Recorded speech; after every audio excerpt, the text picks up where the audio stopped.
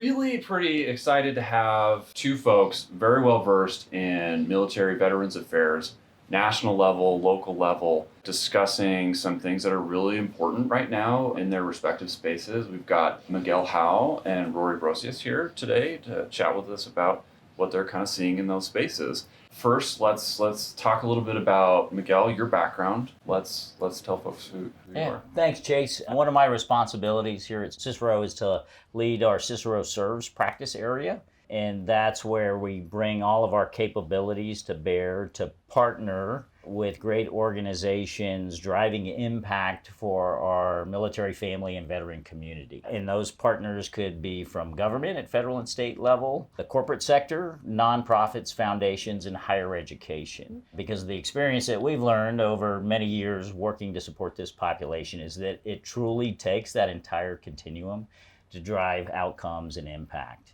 The experience that I bring to the organization and to this issue, prior to my time at Cicero, I worked for President George W. Bush, where I was responsible for all of his military and veteran programs at the George W. Bush Institute in Dallas, Texas.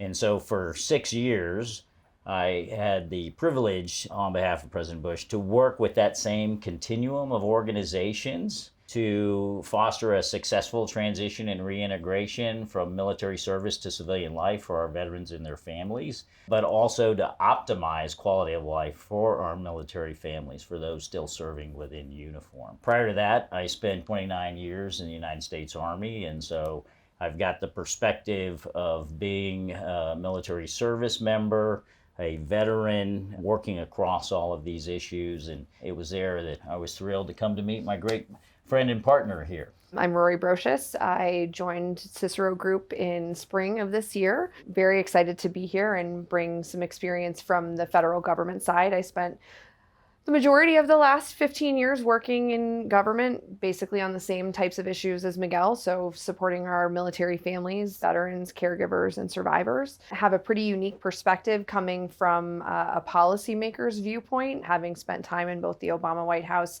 and the Biden White House. As a special assistant to President Biden, my role was to ensure that policy was really reflective of the true needs of our military family population. Prior to joining the federal government, I'm a social worker by training. I spent some time in nonprofits and higher ed, but I was a military family member, still am, served as a caregiver. And so it's really exciting to be here at Cicero and be able to serve our community that means so much to us personally, but as we see kind of the change in the way the military is serving these days, how important this work can be, and to think about the evolution of what comes next, especially in our veteran and military family community, is really important. And so it's been great to join this team and to be able to work with Miguel throughout the spectrum of types of clients we have to make sure that military families have optimized their well-being as well. It's one of the things that Rory just said, I think, is a critical point to highlight, I think, for some of the folks that might be watching and listening,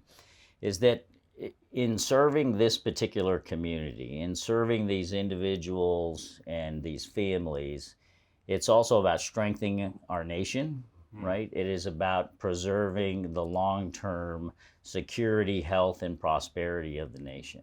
Our military is an all-volunteer force. Right? It has been for 45 years. I think it's a good reminder for people. Right? It absolutely is, right? And so why do people join the military? There's a couple of reasons, right? The key driver is a call to serve, right? To serve our nation, to serve our communities, to serve our families, and to do so by putting ourselves, and when I say ourselves, I'm speaking broadly for the entire community, into harm's way, and to be prepared for the sacrifices that may come with that service, right? And so that is a driver for some folks in terms of, hey, we have a national obligation to continue to support these people while they're in uniform and after they take the uniform off, right? But it is much more than that. We have heard in the media quite a bit about some of the challenges that the military is facing with recruiting right now, right? And so when you are actively engaged, again, back at either government level, corporate sector, higher education, nonprofits, and foundations, that service and support to these individuals is also directly supporting our ability to continue to ensure a flow of tremendous young Americans who are willing to raise their right hand and swear to preserve and protect the Constitution of the United States against all enemies, foreign and domestic. And so if folks are watching, though, their parents, their families, their teachers, their coaches are watching to see, hey, what comes with that sacrifice? We're going to honor your service and your sacrifice, but is it also a pathway to opportunity? And that is another significant reason why people choose to wear our nation's cloth and serve in the military, because it really is a tremendous opportunity to change your life circumstances and that of your family as well. And so when you take off the uniform, you should be able to leverage the knowledge, skills, abilities, and experiences that you had. And when I say the uniform, I know Rory's going to jump in here. It's not just the uniform wearers, it's our military spouses and families, right? Yeah. But that is under-tapped resources to improve the performance of our communities or our businesses and our churches, and that's in the capabilities that come from these men and women when they leave service and when their families leave service. I think one of the other things that's really important to note, and a lot of people don't know, is that the military is truly a family business now with the all-volunteer force. And so when you think about military family members and you think about children in military families who have spent the last 20 years perhaps seeing a parent deploy every year and a half, every 2 years, we want to make sure that what they're experiencing in their military life is as optimized as it possibly can be, because we want them to see the military as an opportunity for their family and a good experience for their family. And when we think about recruiting and retention, if those family members don't have a good experience, if a spouse can't find a job, those families start to make really hard choices about, am I going to stay or am I going to go? And so I think as sitting from a policymaker's perspective, it was always really important for us to say, hey, it's not a nice to do, it's a have to do, and it's a national security imperative. And I think we see amongst so many of our clients across that whole spectrum, they are really plugging in to make sure that they are dealing with issues that are truly based in data and evidence, and that they're supporting these families in a really comprehensive way. And that's truly so important from national security for us as policymakers to be able to pull that data and say, okay, this actually isn't just some anecdote that someone's giving me. I've got real information to base my actions on. So when we like to say, working and serving in this space, hey, military veterans and their families, they're people too, right? So if you think about kind of the human capital life cycle that comes with military service, right? It starts prior to service with recruiting. Right? How do we inspire and incent young people to go ahead and join? And not only them, but those influencers that I talked about before. And then the next phase is when you're in service, right? And so when from the military, it's a perspective of readiness, right? How do we retain people? Because it's much cheaper to keep somebody than it is have to go out and find and recruit and train and bring in, right? And so that's the next phase of the life cycle, is when those service members and their families are in uniform. The next critical phase comes with separation, that transition, right? And so there are absolutely tremendous knowledge, skills, and experience and abilities to bring to bear, but the private sector is very different than life in the military. And so therefore, there's a significant transition challenges that happen, right? And that's where completing the cycle back to those who are considering military service, what does life look like when you're in uniform? And what is life like after you come out of uniform? And I'll also say that's a reason why taking care of families is so important, because we know that outcomes for a transitioning veteran are better if their family is healthy and well before they begin that transition. And I mean healthy and well in a very holistic way. I mean that is a spouse who is employed if they want to be. I mean that is a child who's receiving the educational services they need.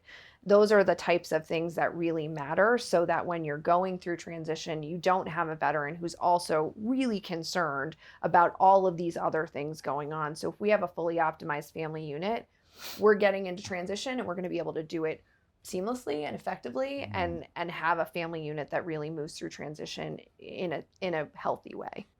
There are certainly a lot of challenges as companies. They understand that, to your keyword of untapped resources, and they may want to support more veterans. They may want to support this community in a more robust way. They may not know how. And there is this pool of untapped resources, and it can be a very challenging thing to create an engaging, inviting atmosphere at organizations, at companies to do this. So what are some of the things what are some best practices, what are some thoughts or some things that you're seeing to really consider if you're in a leadership capacity, how do I get more veterans in my company?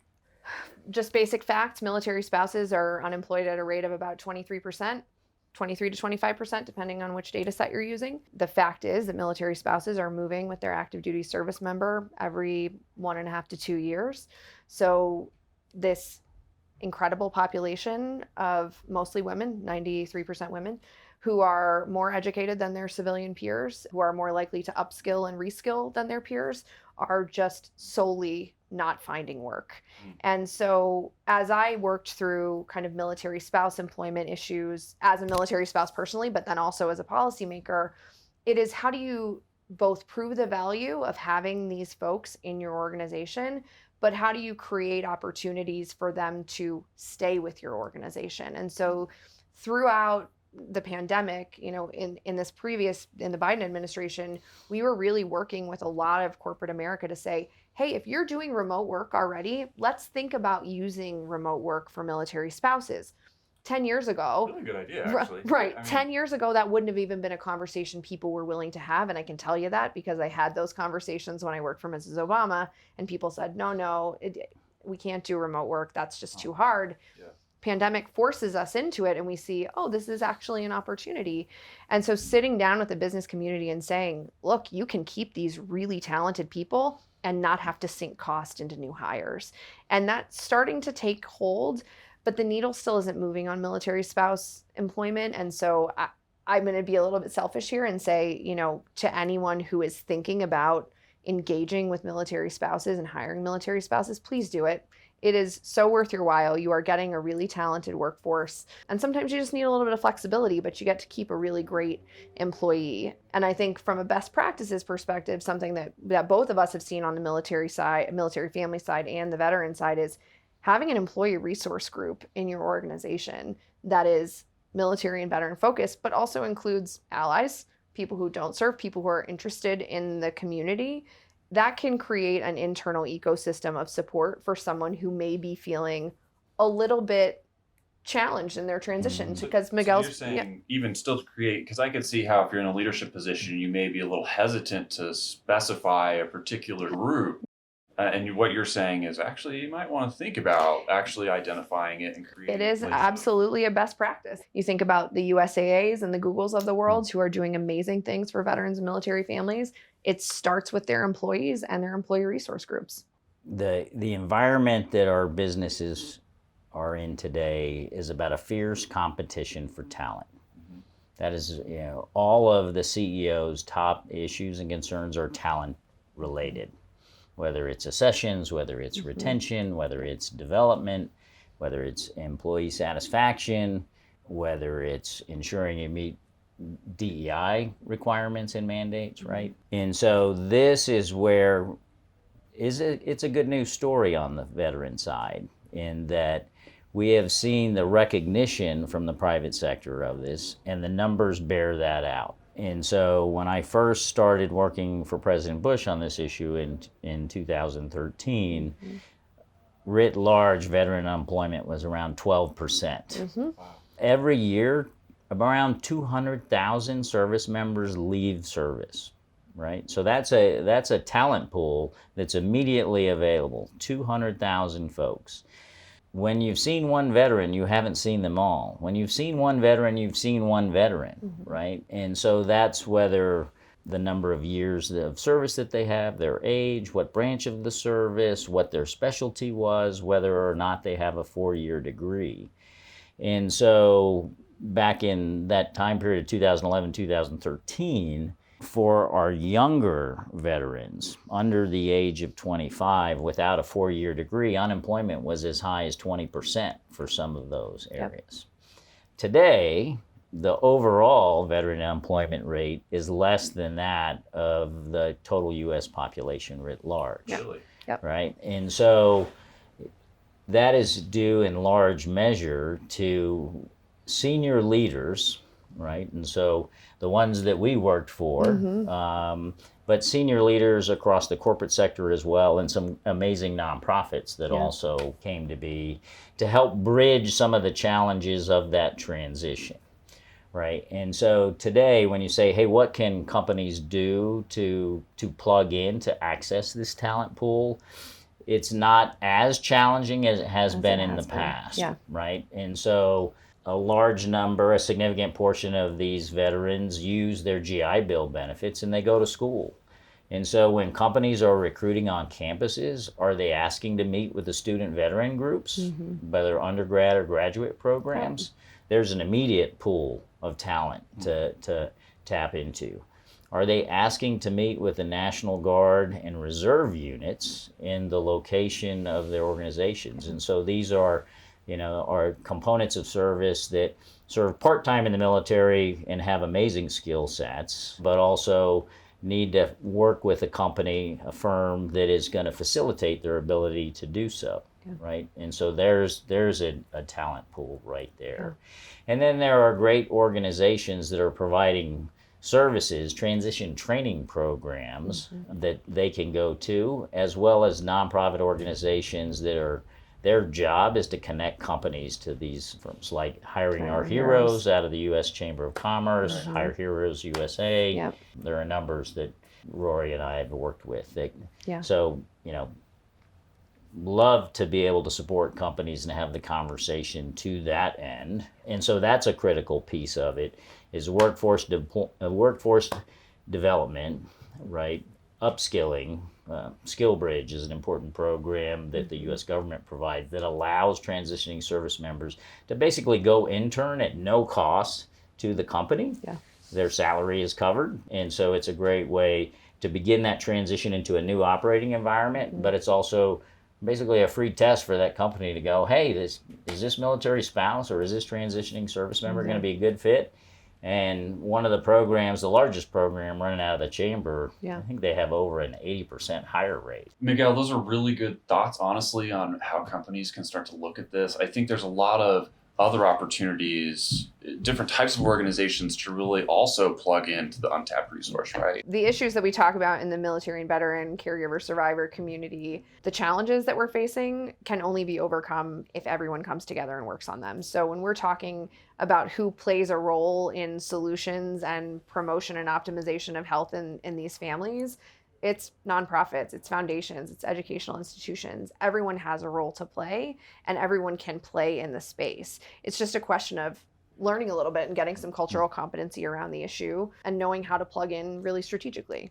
Very complicated topics. Thank you so much for sitting down and just introducing this today. Sure, there's more to come, but thank you, Miguel, Rory. Thank you guys so much for chatting. Of course. Thanks for having us. Hey, Chase, can I just kind of close with, we hear all the time, hey, how can we help?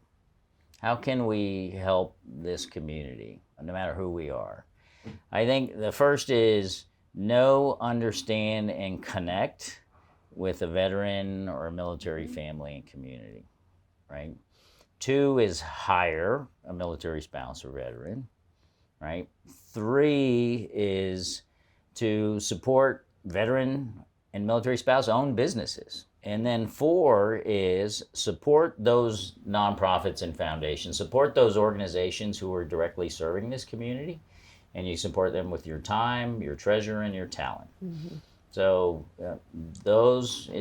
you say it's a complicated issue, but it's really as simple as those 4 things. It's a good note to end on. Thank you.